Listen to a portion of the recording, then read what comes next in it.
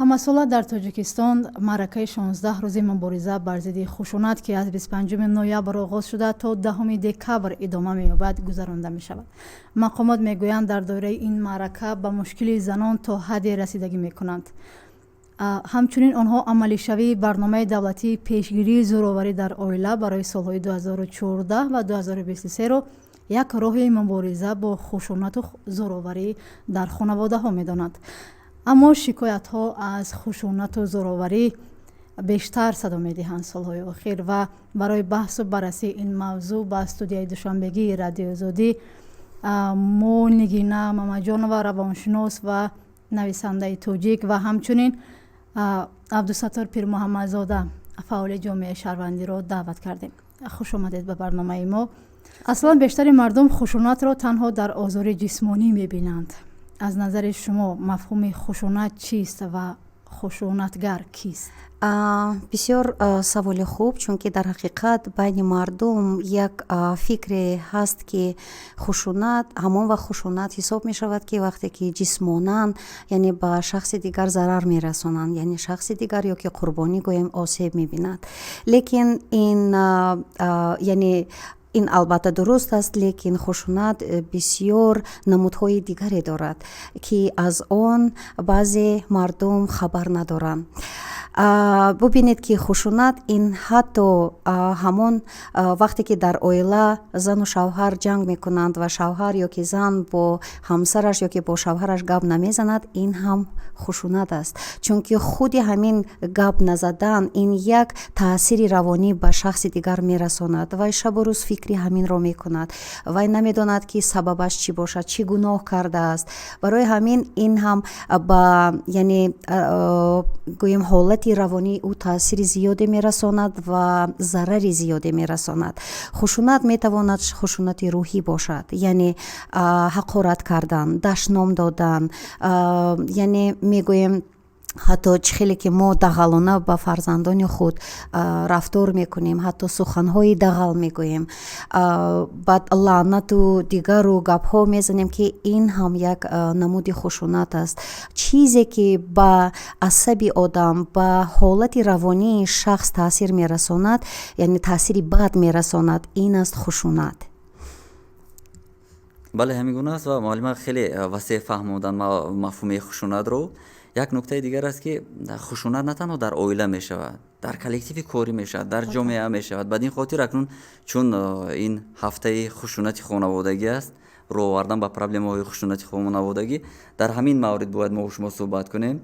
ва табиӣ аст ки хушунати хонаводагӣ гуфтем, имрӯз аксари мардуми мо чиро фикр мекунанд, пеши назар меоранд, ҳамоне ки марди занашро задааст ё аҳён ҳамон чизе ки ба чӣ гӯям акнун аз ҷои дидан фаҳмидан ки нисбати ягон духтар писар аз ҷониби падар зӯроварие шудааст ва ҳамин фикри шахшуда ҳамин хушунат гуфтем дар маънаи аксар мардум меояд. фаромӯш аз он мекунанд ки мардҳо ҳам имрӯз хеле шумораи кам аст, вале баъзеашон бо хушунат аз ҷониби ҷинси муқобил гирифтор мешаванд. ба мисли муаллима қайд карданд, хушунати равонӣ. вақте ба хушунати равонӣ мардҳо гирифтор мешаванд ё рӯ ба рӯ мешаванд, баъд зӯри мард ба чӣ? ба бозуву тавонаш аст. баъд хушунати худаш дидаро бар сари дигарон таҳмил мекунад.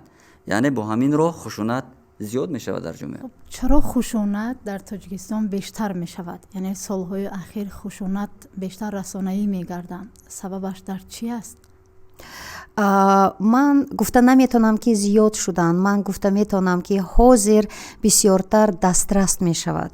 пештар мо афсӯс ки ё ки хурсандиовар аст ки наметонам интернет надоштем, фейсбук надоштем, дигар яъне дигар чӣ мегӯянд шабакаҳои иҷтимоӣ надоштем. ҳозир бубинед ки ин як хубии худро дорад ки агар ягон ҷо як чиз шуд, ӯро дигар паноҳ карда намешавад. яъне ӯро ҳатман дар ҳамин фейсбук ё ки дар дигар ҷо мо мебинем, таҳлил мекунем, бо ҳамин хел мо дастрас, яъне ин воқеа дастрас мешавад. лекин пештар ин хел яъне шароитро мо надоштем. сабабҳои афзоиши хушунати хонавода камбудӣ дар тарбия аст аз тарафи падару модар. дуюмаш шароити вазнини иҷтимоӣ дар оила.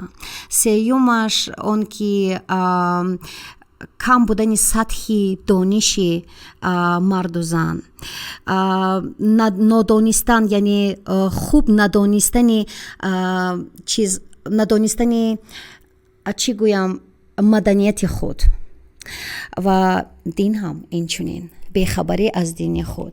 Агар ҳамаи ин чизро агар мо ба фарзанди худ омӯзонем, чӣ тавр муносибат кардан зану мард, агар мо инро аз хурдӣ ба фарзандони худ омӯзонем, албатта хушунат кам мешавад. Лекин афсӯс ки аз ман бисёр савол мекунанд мардум ки барои чӣ мардони мо ба модар як муносибат доранд ҳамчун ба як чизи муқаддас, хуб каси муқаддас, лекин афсӯс ки ба зани худ ин хел муносибат надоранд. Барои чӣ? Аз оне ки зани ӯ ҳам модари фарзанди ӯ аст.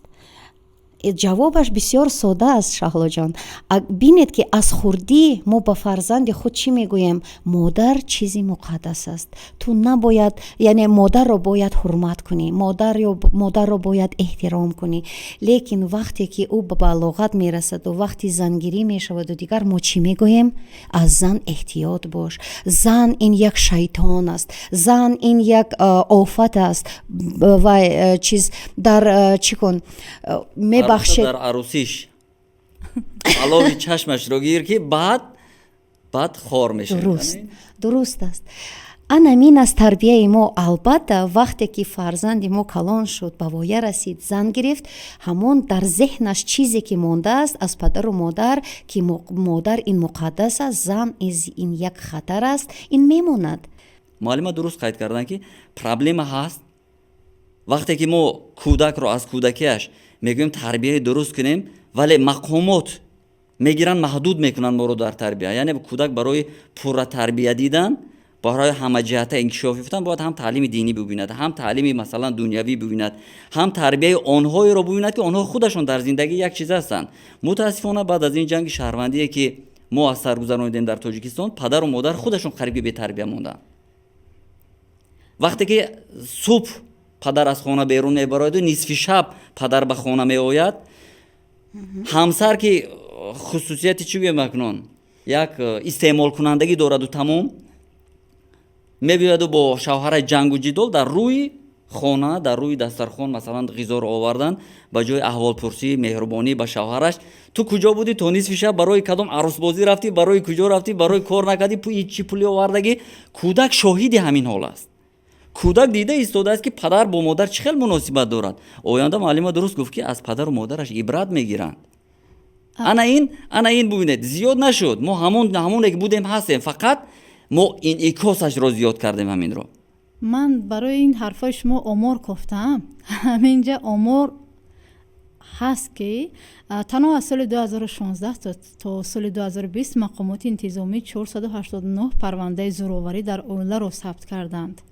яъне ин омори расмӣ мегӯяд ки зиёд шудааст. яъне то ин замон бечора зане ки зулм медид, ҷабр медид, мавриди зарбулати шавҳараш қарор медошт, чӣ кор мекард? муҳри хомӯшӣ бар лаб ва мегуфтанд чор пиру чор тадбир буд дар зиндагӣ дар пешвақт. мегуфтанд ки духтарам сабр кун, оянда зиндагият ҳамаш хуб мешавад. ва бо ҳамин ба мақомот муроҷиат намекарданд. вале чун ҳамин лоиҳаҳо пайдо шуданду мардум чӣ гӯям занҳо ҳам баробар ҳуқуқшона мехостанд эҳсос кунанд, гуфтанд на мо ҳам акнун узви комилҳуқуқӣ агар оила бошем, бояд мо ҳам ҳуқуқи худро ҳимоя кунем ва рафтан шикоят карданд. дар натиҷа баъдан ҳамин омор пайдо шуд, вагарна пешвақт ҳам буд. хуб дар бораи сабру дар бораи ин чизҳо гуфтем. ҳамин занҳо бештар тоқат мекунанд ва ё ба гуфтаи худашон сабр мекунанд ва теъдоде ҳам аз ноумедӣ даст ба худкушӣ мезананд ва мо шоҳиди ин чунин ҳодисаҳо ҳам будем. ба фикри шумо чаро чунин мешавад? ё ин ки танҳо дар ҷомеаи мо ҳаст ки бояд сабр кунему, таҳаммул кунему, ин чизҳоро ба дигарон нагӯем? бисёр саволи ҷолиб, ташаккур. Медонед, сабр ин як чизест ки мо дар бораи он бояд як фикри ҷиддӣ кунем. Дар ҳақиқат ман бо шумо розӣ ҳастам ки асоси баъзан мепурсанд масалан хориҷиҳо аз мусулмонон бисёртар савол мекунанд ки асоси ислом дар чист? Бисёриҳо мегӯянд дар сабр аст. хуб, лекин вақте ки мо дар бораи хушунат гап мезанем, хушунати хонавода, имрӯз гуфтан лозим аст ки сабр نه اون چیزی نیست که باید که ما در همین حالت خشونت او را آموزانیم به فرزندان خود، اساساً به دختران خود. نه، میدونید بعضاً صبر سبب می شود که دختران یعنی خود را یعنی همچنین یک بی‌قوت، یعنی که او یگان از او هیچ چیز وابسته نیست، خود را همچون قربانی حس می کند، چون که از خردی پدر و مادر با او می گوید که کاری زن صبر کردن است، صبر کنی از غره حلوا می پزد و دیگر و دیگر. لیکن ببینید که برای چی همین شما گفتید خودکشی زیاد شده ایستاده است، برای چی خشونت خانواده زیاد شده ایستاده است؟ چون که بعضا در جایی که زن نباید صبر کند او صبر می کند. با همه زنها من گفتنی هستم که خواهران عزیز من، وقتی که مرد دستش را به شما یک بار بالا کرد، او حتما دویم بار بالا می کند، سیوم بار و دیگر مراتبه. شما البته صبر کرده می توانید، لیکن در فکر داشته باشید که یک روز همین یک دست بالا کردن او ممکن است دفعه آخران شود. اکثر مردم تاجیکستان هم مسلمانند. آیا دین با موجودیت افزایش یا کاهش زورآوری به زنان تاثیر دارد؟ وقتی که گفتیم دین چگونه میتواند به افزایش یا کاهش یافتن خشونت تاثیر برساند، ما باید تاکید بر آن کنیم که دین ما این دین شفقت است، مهربانی است، دینی صله رحم است. ولی متاسفانه امروز روندهایی که در جامعه ما رفته ایستاده است، مردم رو از همین ارزش‌ها دور کرده ایستادند. ما دختر و پسرمان رو تا سن 18 سالگی با ارزش‌های دینیمان آموخته نمیتوانیم. اجازه داده است قانون فقط به خاطر آموزانیدن ارزش‌های دینی پدر و مادر باید سهمگزار باشند. ولی پدر و مادری که خودش ببخشید مرا بلا را نمیدونند در دین، به مثل من، او با فرزندش چی را می‌آموزد؟ او از کجا میگوید که پسرم خداوند در قرآن کریم گفته که مثلا در سوره نساء زن نسبت به تو انهمخل حقوق دارد و خداوند گفته که برابر آفرید تو زنت را تو در یکدیگر شما چی گویم میکن آرامش را پیدا کنید. یعنی آرامش روانی است وقتی که زن و مرد، خداوند در قرآن در کتاب مقدسش گفته است این را. و در برابر این خداوند ببینید ما امروز میگیم که مردان مسلمان همین خیلی مردم مغرور و بی عقل و بی خردند، بعضی هم خیلی میگویند که حتما زوری استفاده میکنن نسبت همسران، نسبت جنس لطیف، ولی خطا میکنن. این همون مردانی هستند که از تعلیمات دینی بیخبرند. درست. چون که خداوند در یگان جای از کلام شریف نگفته است که نسبت زن خشونت را استفاده بر. مبادا اگر سرکشی کرد، در کدام آیه بود من فراموش کردم، خداوند فرمود که مبادا اگر همسرتون سرکشی کرد نصیحتش کنید، پس آن اگر از راهش برنگشت از بسترتون دورش تازید. یعنی جای اشاره نکرد که حتما مرد بعد از اون که زن یک کمبودی کرد او رو بزن مشتزوری کن.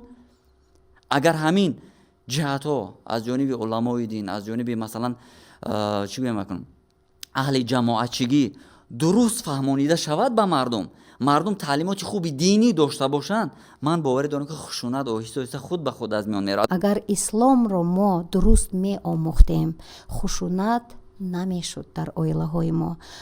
اول ببینید که دولت های اروپا، دولت های مترقی حاضر رو به مترقی، آنها 40 سال شده است که مسئله فمینیسم را پیش ماندند، لیکن این مسئله ها را دین اسلام 1400 سال پیش ما گذاشت.